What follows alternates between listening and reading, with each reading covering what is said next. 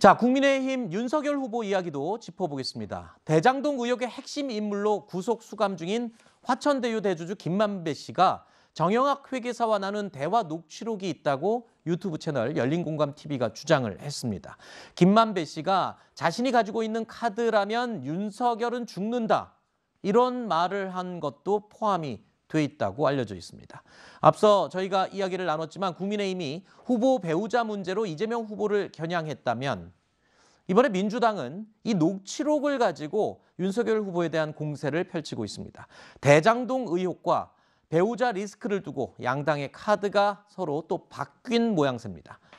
김만배 씨가 윤 후보의 약점을 잡고 있는 듯한 내용인 건데 그 카드가 뭔지는 지금 말만 무성하지 어떤 내용인지는 지금 확인이 안 되고 있죠? 네, 김만배 씨가 밝힌 거에 따르면 그냥 형이 가지고 있는 카드면 죽어, 이건데 이 내용 자체에 특별한 내용이 없고요. 그리고 그 뒤에 이어지는 대화만 보더라도 그런데 형은 그 계통에 안 나서려고 그래 라고 얘기를 합니다. 그러니까 카드가 있는데 빼들지 않겠다는 얘기인지 아니면 카드가 없는 상태에서 엄포라든지 협박을 하는 건지 이 모든 것이 이제 불분명하다라고 하는 것이고, 이것을 입증해야 될 쪽은 그 카드가 있다라고 주장하는 쪽에서 입증을 해야 되는 그런 문제가 되겠죠. 그리고 민주당이 해야 될 일도 이제 이런 녹취록만 가지고 공세를 해야 될 것은 아니고요. 근데 사실 이제 대장동 의혹 관련해서 윤석열 후보하고 연관돼 있는 혹은 그 제기되고 있는 의혹이 뭐 없지는 않습니다. 뭐 김만배 씨가 윤석열 후보 부친의 집을 김만배 씨의 그 누나가 집을 샀다는 그 부분에 대한 의혹이라든지 또는 이제 뭐 부산 저축은행 부실 수사 의혹, 이런 부분들이 있는데 이런 것들을 제기를 하려면 이제 민주당이 차근차근 자료를 모아서 근거를 갖고 제기를 해야 된다, 이 말씀을 좀 드립니다. 네. 자, 이 녹취록을 두고 민주당의 공세가 강하게 이어지고 있는데 우상호 총괄 선대본부장의 이야기를 먼저 듣겠습니다. 김만배 씨와 윤석열 후보의 관계를 의심했던 하나의 팩트는 윤석열 후보의 아버님 집을 팔 때 김만배 씨의 누나가 구입했다는 사실입니다. 그때만 해도 그것은 매우 우연의 우연이었다라고 넘어가셨는데 김만배 씨의 녹취록을 보면 그렇게 넘어갈 수 있는 관계가 아닌 것 같다. 결국 김만배 씨가 누나까지 동원하여 윤석열 씨 일가에게 일정한 조력을 할 정도의 깊은 관계였다는 것을 다시 확인할 수 있는 녹취였다. 자, 2019년 윤석열 후보 부친의 자택을 김만배 씨의 누나가 19억 원에 샀다는 사실이 알려지면서 한때 논란이 되기도 했었죠. 그 당시에도 민주당 공세가 아주 뜨거웠었는데 이번 녹취록 내용이 공개되면서 윤석열 후보가 김만배 씨의 손 안에 있다, 이 김만배 씨가 윤석열 후보 일가에 조력을 할 정도의 깊은 관계가 있다, 뭐 이런 주장들이 민주당 측에서 흘러나오고 있습니다. 국민의힘은 윤 후보와 김만배 씨는 어떠한 친분이나 관계가 없다면서 김만배 씨가 지금 거짓 허풍을 떤 것에 불과하다라고 입장을 밝혔습니다. 그러면서 이 의혹을 제기한 김의겸 의원에 대한 법적 조치도 예고했습니다. 자, 유튜브 채널에서 주장하는 김만배 씨의 녹취 내용만으로 윤석열 후보와 김만배 씨가 친분이 있다, 이렇게 볼 수 있을지, 글쎄요. 이 김만배 씨 측의 일방적인 말 한마디입니다. 이걸로 지금 관계를 의심하고 의혹으로 확장될 수 있는지, 이 부분을 지금 지적하고 있거든요. 사실 민주당에서 뭐 공세를 취할 수 있다고 생각은 하는데 네. 아까 조금 전에 김수민 평론가도 말씀하셨지만 김만배 씨가 얘기한 게 윤석열이 형이 가지고 있는 카드면 죽어, 그 카드가 뭔지 최소한은 알고 해야 되는 건 아닌가요?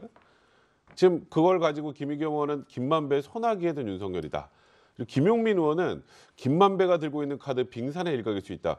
일단 그 카드가 뭔지는 알아야 빙산의 일각이건 빙산이건 알지 않겠습니까? 네. 그러니까 공세를 취할 때는 최소한의 기본적인 사실관계를 가지고 공세를 취해야 되는데 지금 현재까지 나온 건 딱 김만배 씨의 말 하나입니다. 네. 그러니까 이 카드가 무슨 대장동으로 돈을 받았다는 건지 대장동 사업에 개입했다라는 건지 뒤를 봐줬다는 건지 아무것도 모르는 상황에서 카드라는 단어 하나만 가지고 마치 지금 대장동 사업에 윤석열 후보가 적극적으로 뭔가 개입해 있다는 그런 이미지를 제공하는 방식의 주장은 지금 뭐 일단은 여당인 민주당 의원들이 취할 태도는 아직은 아닌 것 같고, 이에 대해서 오히려 뭐 좀 심층으로 좀 알아보고 뭐 김만배 씨와 윤석열 후보와의 관계를 정확하게 인지할 수 있는 것들을 좀 확인한 이후에 공세를 취해야지 그냥 김만배 씨 딱 이 한마디 가지고 이 카드가 나왔으니까 이 둘은 완전히 밀접한 관계일 것이고 그리고 뭐 손아귀에 있을 것이고 이런 쪽으로 주장하는 건 좀 부적절한 게 아닌가 싶습니다. 자, 윤석열 후보와 김만배 씨의 관계에 대한 논란은 지난해에도 있었지요. 이때 이미 윤석열 후보는 개인적인 친분이 전혀 없다고 직접 입장을 밝히기도 했습니다. 개인적인 친분은 전혀 없어요. 내가 아마 상가집에서 한 몇 년 전에 어느 그 현직 그 검찰 간부 상가집에서 내가 저쪽 자리에 앉아서 눈인사를 한 번 한 것 같고 법조에 있을 때도 내가 본 게 거의 한 9년, 10년 된 것 같습니다. 서로 뭐 그렇게 연락하고 만나는 그런 친분은 전혀 없기 때문에. 민주당 쪽에서는 윤석열 후보가 이 해당 내용에 대해서 해명을 해야 한다 또는 검찰이 수사에 나서야 한다 이런 주장까지 나오고 있습니다. 자, 김만배 씨 녹취에 대한 윤 후보의 입장 특별히 따로 밝힐 필요가 있는지 궁금한데요. 지금 37일밖에 안 남은 상황에서 글쎄 막판 변수로 떠오를 수 있을 만큼의 파급 효과가 있을까요? 변수가 되려면 뭐 수사를 한다든지 아니면 적어도 양측 사이에서 집중적인 공방이 될 내용들이 나와야 되는데 지금 현재 상태로서는 뭐 카드가 있다. 그거 가지고 만약에 밝힌다면 뭐 죽어. 지금은 아니지만 이 정도인데 그게 카드가 뭔지 적어도 뭐 범죄 혐의와 관련된 건지 뭐가 있어야지. 지금 아마 더불어민주당에서 공세를 취하면서 상당히 스스로 깝깝한 게 그 이상 내용이 없다는 것일 겁니다 아마. 근데 이제 김만배 씨가 법조팀장을 하면서 무려 검찰을 18년 가까이 출입을 했거든요. 근데 제가 법조팀장 할 때도 보니까 겹치는 기간은 있더라고요. 근데 저는 그런 사람을 전혀 몰랐었고 사실은 윤석열 그 검찰총장은 그동안 특수부에 오래 있었거든요. 열심히 취재하는 기자는 잘할 수 있어요. 네. 왜냐하면 특수부가 중요한 수사들을 많이 하니까. 네. 근데 수사를 집중적으로 취재하고 쓰는 기자가 아니라면 별로 그렇게 친하지 않을 수가 있어요. 근데 뭐 지금 18년에 다니니까 웬만한 간부들은 알 수가 있거든요. 뭐 상가집 예를 들면 윤석열 후보 같은 경우는 지금 후보인데도 불구하고 법조 인사 중에 비중 있는 인사가 지금 만약에 돌아가셨잖아요. 그럼 상가에 옵니다. 제가 가보니까 직접 그 왔다 오는 얘기도 들었고. 근데 거기서도 그냥 잠시 10분 있다가 하는 게 아니라 1시간 정도 있습니다.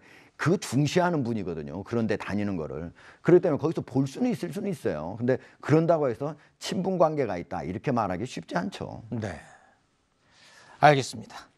자, 이번 대선에서는요, 유독 녹취록을 둘러싼 논란이 많았죠. 김건희 씨와 유튜브 채널 서울의 소리 직원 사이의 통화 녹취록이 MBC와 해당 유튜브를 통해서 일부가 또 공개가 됐는데 이번에는요, 백브리핑이라는 유튜브 채널에서 또 일부 내용을 추가로 공개를 했습니다. 윤석열 후보가 노무현 전 대통령 영화를 보고 2시간 동안 울었다. 이 노무현 전 대통령을 좋아한다. 뭐 이런 내용이 포함되어 있습니다. 자, 지난해 11월 윤석열 후보는 경남 김해 봉하마을을 찾아서 노무현 전 대통령의 묘역을 참배한 뒤에 이런 말을 하기도 했었죠. 노무현 대통령께서는 국민의 그 사랑을 가장 많이 받으신 분이 아닌가. 소탈하고 서민적이고 국민에게 다가가는 그 대통령이셨습니다.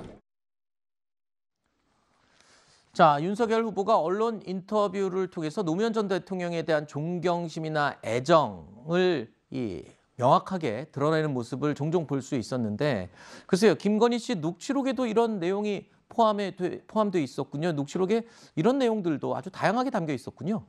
네, 윤석열 후보가 노무현 전 대통령에게 우호적이다라고 하는 것은 사실 이 녹취록 공개 이전에도 그렇죠. 몇 차례에 걸쳐서 밝혀졌던 그런 부분입니다. 검찰총장 재직 시절에도 당시에 어떤 기자와 얘기한 것이 조금 뒤에 공개되긴 했는데 노무현 전 대통령을 축구선수 메시, 호날두에 비교를 하면서 근데 문재인 대통령을 포함한 소위 이제 친노 친문 세력들이 다 그런 건 아니다. 오히려 유스팀 정도의 수준이다라고 하는 네. 예, 그런 얘기도 하면서 이제 노무현, 문재인을 좀 분리해서 보는 시각들 이런 것들이 계속 전해지기도 했었습니다. 그리고 네. 경선 후보 시절에도 한 예능 프로에 출연을 해서 노무현 전 대통령하고 연관된 그 추모의 의미를 담았던 노래죠. 이승철 씨의 그런 사람 또 없습니다. 이 노래를 또 부르기도 했거든요. 네. 경선 후보, 국민의힘 경선 후보인데도 노무현 전 대통령이 얘기했다는 것은 그 우호적인 마음은 진심이다 이렇게 네. 볼 수가 있겠습니다. 근데 조금 이제 제가 특이하게 봤던 것은 윤석열 후보가 김대중 전 대통령이라든지 다른 전직 대통령에 대해서는 좀 구체적으로 어떤 업적들을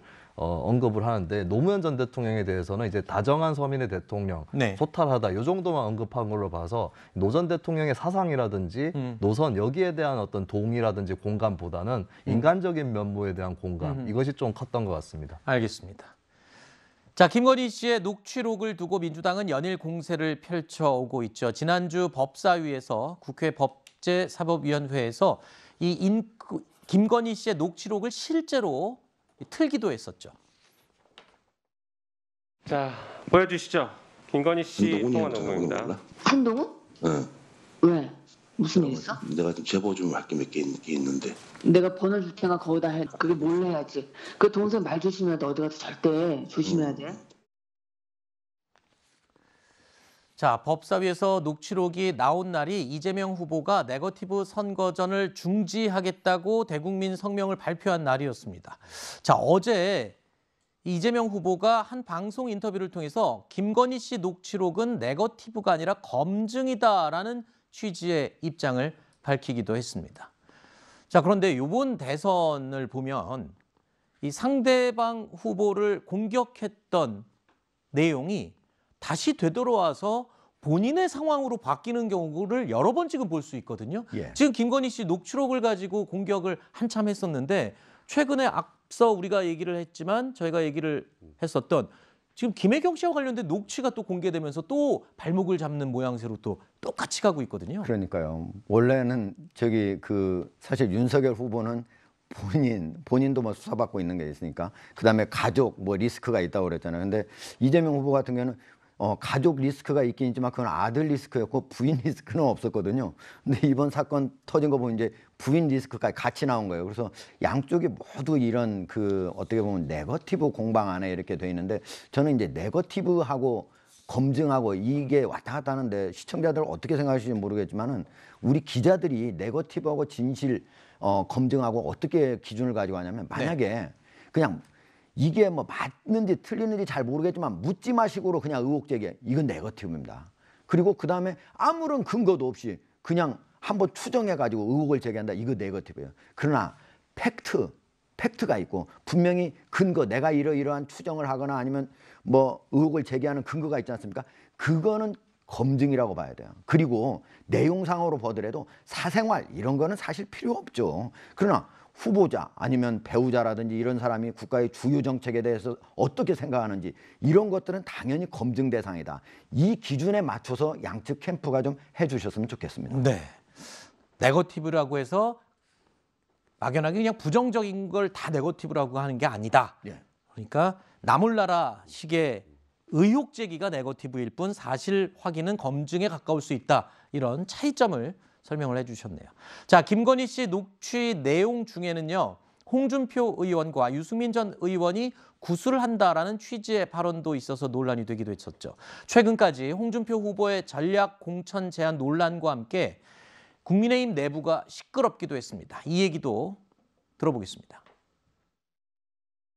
어떻게 후보하고 이야기하는 내용을 가지고 나를 비난하고 방자하다. 그건 방자하기 이를 데 없다.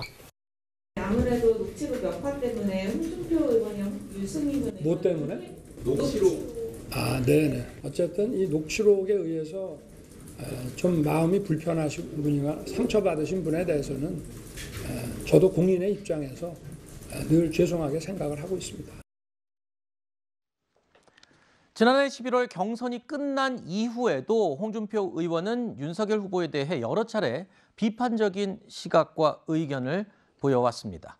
자, 지난 19일 회동 때도 종로 등의 전략 공천을 제안했다가 윤석열 후보 측과 갈등을 빚었죠. 원팀은 이제 결렬이라는 입장이다라고 밝혔던 홍 의원이 이틀 전에 선대본 상임 고문직을 전격 수락했습니다. 자, 민주당 정청래 의원은 홍 의원을 째째한 졸장부다라고 맹비난하기도 했는데 자, 홍준표 의원 마음을 안 바꿀 거다. 우리 앉은 자리에서 패널들도 이렇게 되면 끝까지 원팀 못 갈 수 있다라는 얘기를 여러 번 했거든요. 그런데 갑자기 마음을 바꿨습니다. 이유가 뭘까요? 사실 의원? 홍준표 의원이 이번 지금 대선 과정 또 그리고 이 대선 이후의 이 행보를 생각을 해본다면 지금 더 이상 혼자 홀로 있을 수 없는 그런 상황까지 전개가 된 게 아닌가. 아하. 지금 말씀하셨던 것처럼 윤석열 후보와 1대1로 식사를 하고 나서 일단 뭐 두 명의 뭐 전략 공천 얘기를 하다가 당내에서 굉장히 많은 비난을 받았죠.